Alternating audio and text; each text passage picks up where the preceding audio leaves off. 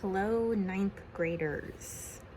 I'm Christy McFarling, and I teach Understanding the Faith. And if you are watching this, you have enrolled in my class, and you are actually completing one of your first assignments. I'm going to run down some information that normally I would write down for you and tack it on to your syllabus, but I'd rather just tell you so you can see the eye contact that I make when I say things. Okay, so Understanding the Faith, this is your textbook. It is the only textbook that you need. You do not need the workbook because I have gone through and I've asked my own questions that I think are appropriate for ninth graders, and it just works a lot better. The reason for that is that this trilogy, there's Understanding the Faith, Understanding the Times, and Understanding the Culture. So that's what you will be doing for 9th, 10th, and 11th grade. This trilogy was written by a really smart guy. It is for upper level high school, if not college. And when they teach it, they take 36 weeks where they meet every day of the week except for Saturday and Sunday. And they really dig into it. We don't have that much time. So that's why I write some questions that I just think are geared for you guys. That was the intent. So this brings us to our first point. This is a textbook. It's written as a textbook. It's easy to go, oh boy, that's a little above my ability. Now, it's not going to be above your ability to read it. I know you can read it, but I highly suggest, you see the eyes, highly suggest that when you have to read and answer questions, you go to the YouTube channel that I have where I read the chapter to you. Doesn't mean that you can't read. I know you can read. I think you can read fantastically, and I have not even heard you. The reason I read it to you is because it is a textbook. And all of a sudden, by following along in your book with me, you have read it twice. You've heard it and you have seen it. And that will help you in the short amount of time that we have to glean some understanding. So I highly suggest that you use the YouTube channel that I will put whenever there's a reading assignment. Also, you can giggle at how I pronounce people's names. That's the one thing that really throws me off. I also did read this a couple years ago, so I might look different. My wall might look different. You'll see some of my animals. You'll probably hear my husband occasionally clear his throat or something, but just follow along and use the reading that's already provided for you. It's beneficial, and it takes some pressure off of you. So there you go. Point number 2, I guess, if we're going to keep them in line, is every chapter has 6 days of work to it. 3 to 4 of those days will be reading and answering questions. 1 to 2 of those days will be for an activity, possibly using an outside source. Occasionally you have to draw a picture. You might have to ask your parents some questions, aunts and uncles, friends, whoever's available. Just various activities. And then 1 day for a quiz. And I try and keep the quizzes fairly simple, but cover the main parts of the chapter that I want you to get. I want you to hold firmly to them. So that's what the 6-day schedule looks like. Some of the outside sources that we will be using or possibly using. One that we will be using is the Bible. I will not be asking you to read whole books in the Bible, but we will definitely be using the Bible. You should see on Google Classroom that you have at least 2 resources that you need to print out that are basically Bible verses, and you need to have them available as a hard copy. Other outside resources that I use is sometimes I will ask you to listen to certain songs. Some of those, the lyrics will be printed off. Some of those you will have to cut and paste the lyrics yourself. Sometimes we go to YouTube. In fact, if to watch things, I usually try and use YouTube because everybody has it. Occasionally there's a Netflix or a Hulu or some other thing that I ask you to go to, but I do my best to use one that most everybody would have. On occasion, I will use some information from the Daily Wire app. As of right now, I don't think your class really needs that, so I would say you do not need to download the Daily Wire app unless I change my mind between now and the first class. And if I do, I'll tell you. Okay? Occasionally, I might have you read an article from BillO'Reilly.com. You don't have to like him, you just have to go out and read the article. It won't take much time. And then lastly, but an outside resource that I probably will use is, I call them reading shorts. This is when I ask you to listen to another book or a short story, or I guess you could call it a devotional. Not every day, obviously, but I ask you to listen to those. I might ask some questions. I might just give you credit for saying, yes, I listened to those. For your class specifically, the one reading that I will be doing, and parents, this is kind of where you need to perk up, is I will be reading a book by Bill O'Reilly, and I think it's Scott Dugard. It's a Dugard, but Bill O'Reilly. It's called Killing Jesus. This has a lot of the physical aspect of Jesus's life. What was it like to live in that time? What did people do? What did politicians do? What were cities like? What was Nazareth like in the surrounding cities? So it's very, very physical in that they just look at the facts. They don't talk about the spirituality, how Jesus was 100% God and 100% man.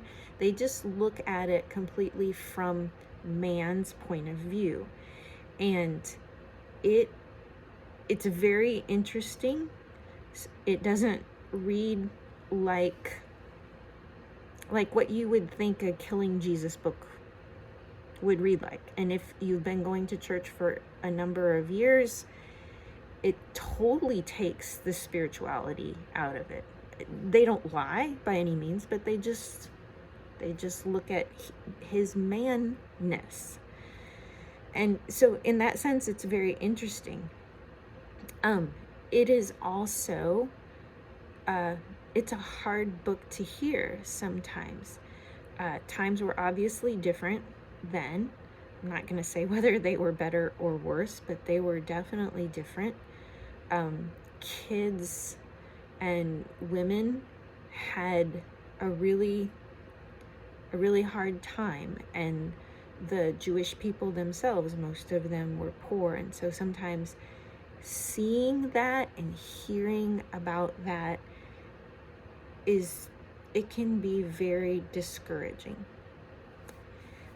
So as a parents, this is where I would like you to go out and do just a little research now on that book. Read the back flap, pray about it, listen to it with your kids. Maybe then you can discuss it. That would be fine. I won't read more than a couple chapters. Bill O'Reilly is a very accurate historian. I have no reason to doubt him. So it's worth our time.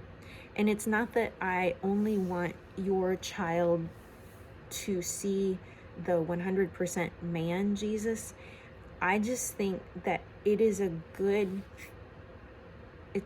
perspective to see, especially when we've grown up in the church and we know God as spiritual and as theological. And it's not that we don't doubt that it's not that we doubt that he was 100% man, but sometimes it's really hard to put him in that kind of picture.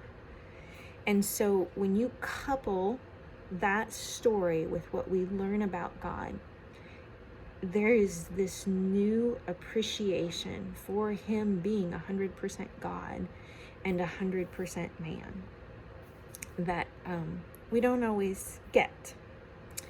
And it's good history too, because he really did live. And there are real records that have been handed down for years and years and years, because when Jesus came on the scene, the religious leaders started keeping records. I mean, they kept records anyway, but they kept records specifically about him. And Rome itself, because he was so popular, they kept records that as political, a political entity, they kept records. And these records actually exist. And this is where Bill O'Reilly went to get the information for this book. And I just find that amazing and fascinating that there really are records that, I mean, we could go touch and feel that people wrote thousands of years ago about Jesus. Like, we know that, but often we don't get to see it. And so we think, okay, he was a real man. So anyway, I get a little geeked out about that. Sorry about that. Okay, so we talked about the book. It's good to listen to the YouTube channel and follow along. Definitely follow along with it. We're on a 6-day schedule. There are outside resources. I will make sure I let you know what you need. Now we need to talk about grading. Google Classroom will keep your grades, and it will be a grade point average. So every assignment has points. Your grade is based on how many points you get out of that assignment. If an assignment has 25 points and you get 25 points, you have 100%. That's how it goes. I don't weight tests differently. Everything is just the same. It's all an average. During the 6-day schedule that you have on a chapter, I will tell you exactly what is due each day. And the best thing to do is to get it done that day. If you don't get it done that day, I have some things that I do that take into account for that. So the first thing that I do is, since every chapter is 6 days, you have all 6 days to get all of that work done. So if you get an assignment on Monday and it doesn't get completed until Wednesday, as long as it is still the week of that chapter, Google Classroom will say that it is late, but you do not get docked for any points. But once again, it is best to just do the assignment that day. If you need a special circumstance, all you have to do is contact me. If your parent wants to excuse you from something, all you have to do is contact me and I can go into Google Classroom, work some magic, and it will not count against you. There are times during the year, if you will look at the syllabus, where you will notice that I take makeup work. This is work that just never got done. During those times, if that happens to you, you need to turn this makeup work in as a hard copy. You need to place it in my hands.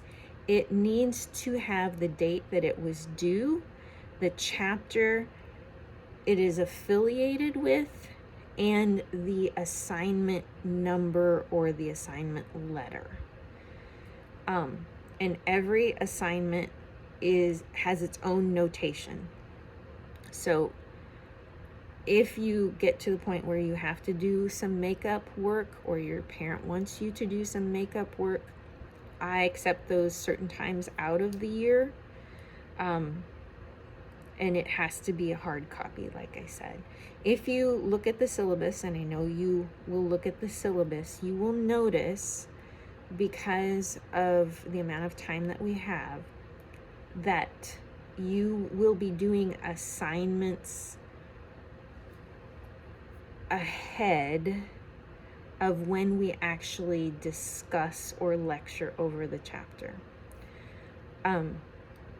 So it's not just do the chapter, lecture over the chapter, do the chapter, lecture.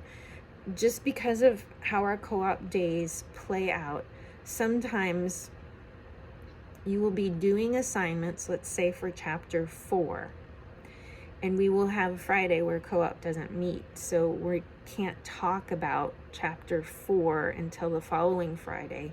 But meanwhile, we've already moved on to chapter 5.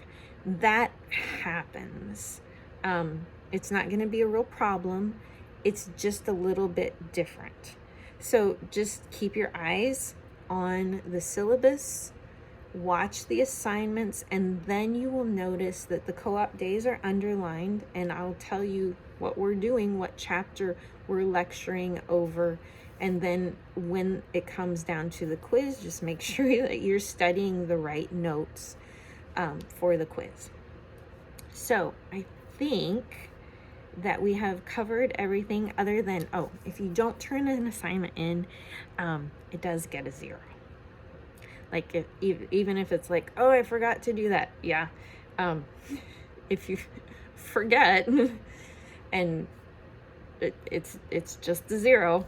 But that's what that makeup work, that's what those few times, and I think there's just 2 times, that's what that's for, if that happens. So